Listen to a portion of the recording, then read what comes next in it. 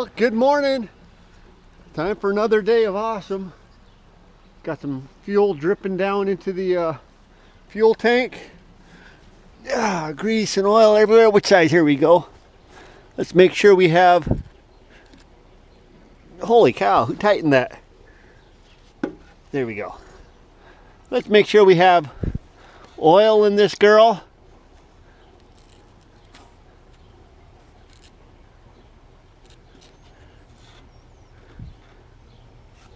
Yep.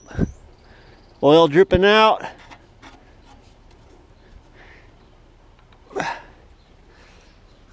Oil's looking a little bit black there. I don't remember when I last changed oil in this girl. But, oh yeah, most of that just dripping into the fuel tank. Yeah, I better buy some oil and a filter for this thing. It runs too good to let it run out of oil or damage itself in such a fashion. Anyway, today we're going to bale up the rest of the hay. We're going to go back to the field. I re-raked the field I baled up, my neighbor's field last night. Re-raked that all up and pretty happy with that windrow. It's morning, 8:30 in the morning. I got up, I went for a run, did my normal stuff. I wanted to let the dew sit in there all night. Whoops. Little engine degreaser in here.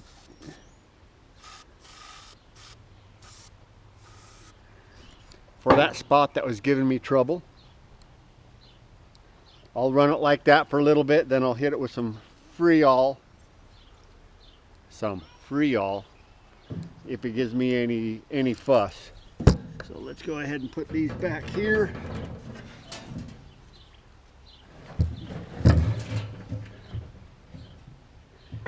Get rid of all this old twine that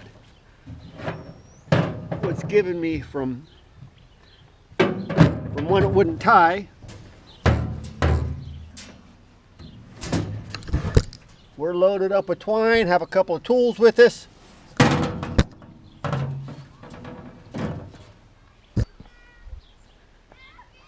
I think we're ready. A short time later, things were actually going pretty good until they weren't.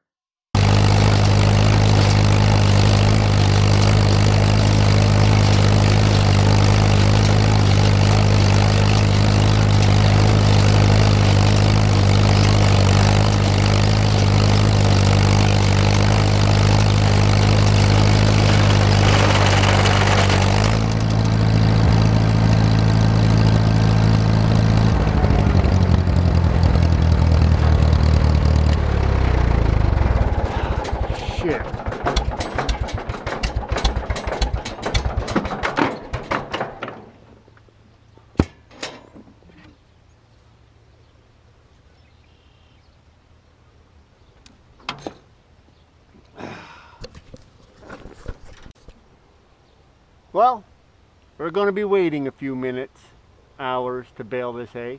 It's baling fine now.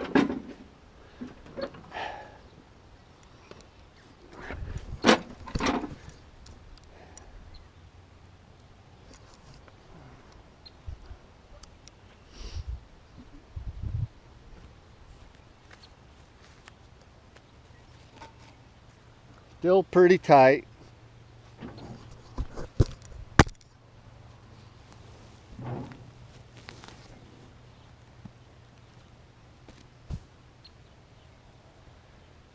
This next bale would have been the proof of the pudding. But what happened was my hitch pin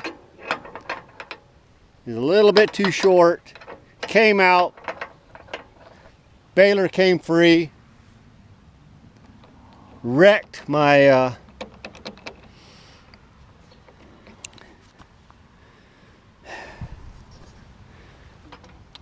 this one's on me, fellas. I knew this pin was too short. I just didn't change it out. So I'm going to run into town, grab another yoke, and I might already have a U-joint, but grab another yoke and let's see what kind of shape is this yoke in. I think we're okay.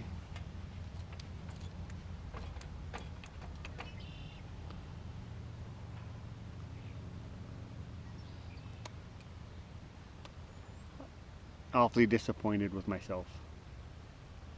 I think that we were going to be doing pretty good today, but unfortunately we're not. So it's all right. It'll take me an hour or so to get the parts and get this thing fixed, and we'll go from there.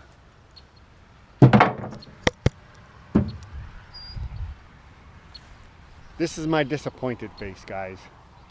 I'm awfully sad. So it's all right. We'll fix it. We will recover. Starting to get good bales out. If I stop wasting time, you know, this one's stupid heavy. Oh my word. Oh, that's about twice the weight that I want it. But this next one looks just a lot better.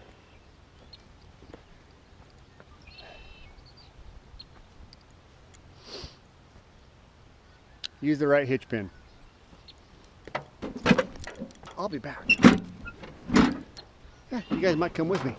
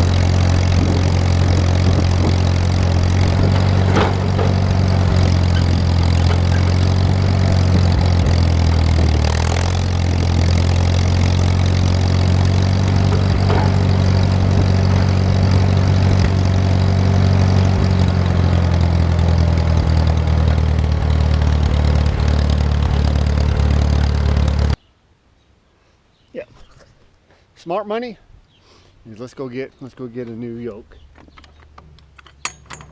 I'll throw some tools in the bucket of the loader here.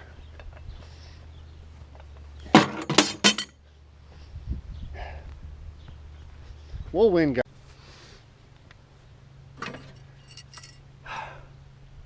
About $12 worth of parts here. If I'd have had this, I would not have needed about $130 or $40 worth of parts here. So, you know, when people keep annoying you by saying a stitch in time saves 9 and you want to slap them, well, let me just say, I'm not mad at myself. I'm just disappointed. Let's try to get this thing back together and get this field baled up.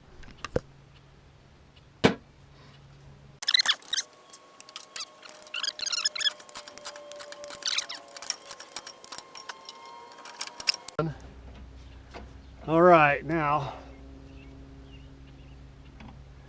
let's not get the grease all over my leather gloves.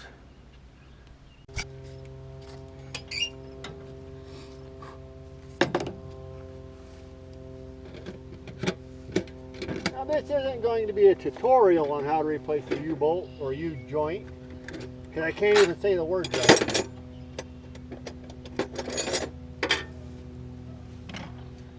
What we have going on is an internal style U-bolt joint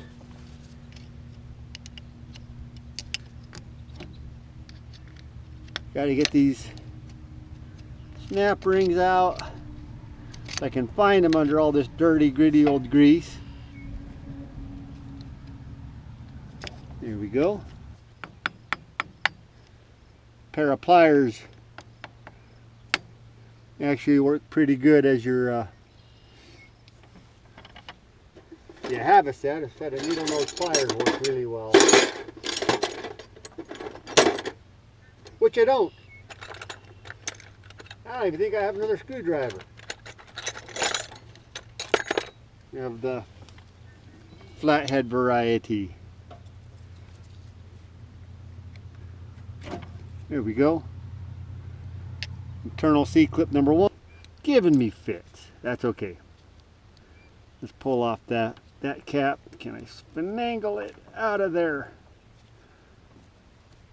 Nope.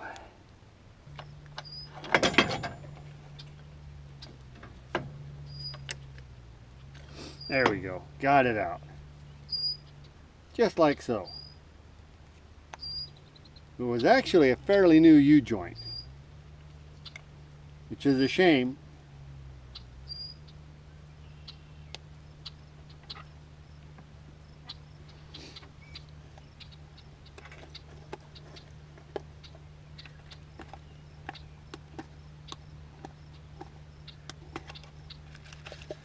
New clips right here.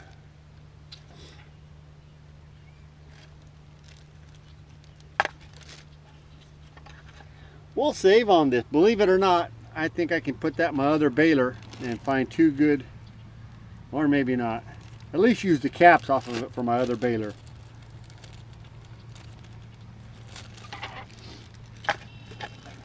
Or, once again, maybe not. Let me grab a rag. Be right back.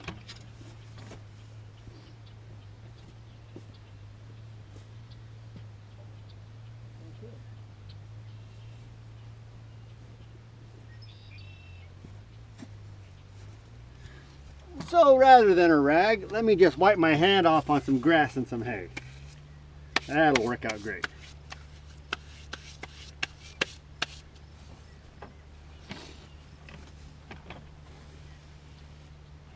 Gently slide each cap off.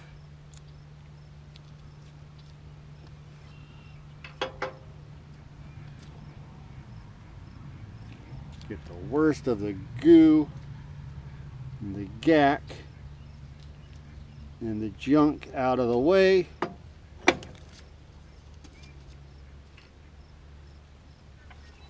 Gently slide the partially assembled assembly in place. Now here's the kicker. Don't let your needle bearings in there fall out of position.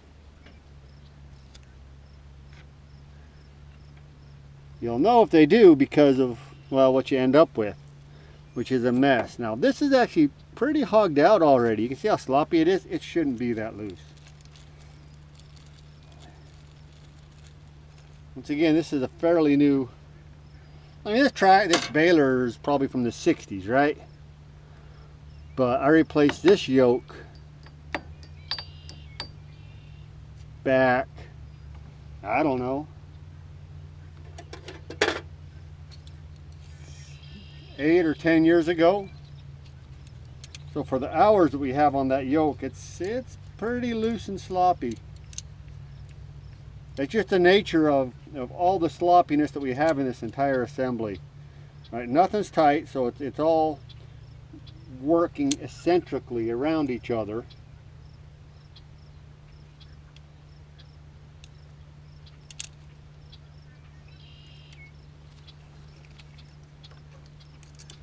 This is the part that I'm afeared of, and that is these internal clips going for an incredible journey unscheduled. All right, got one set on.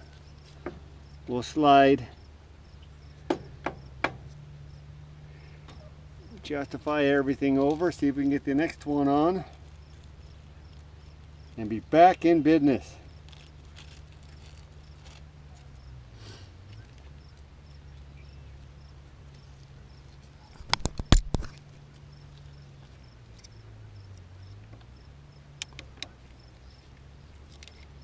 This one's a little snug, which is just fine.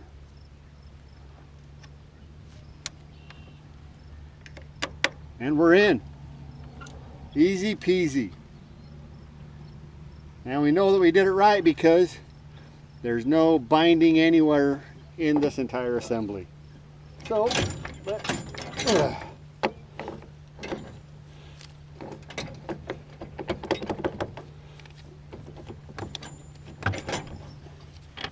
gently persuade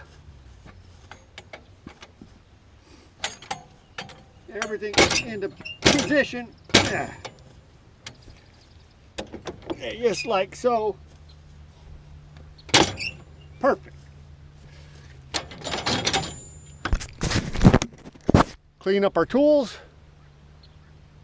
Try to fire this baler back up.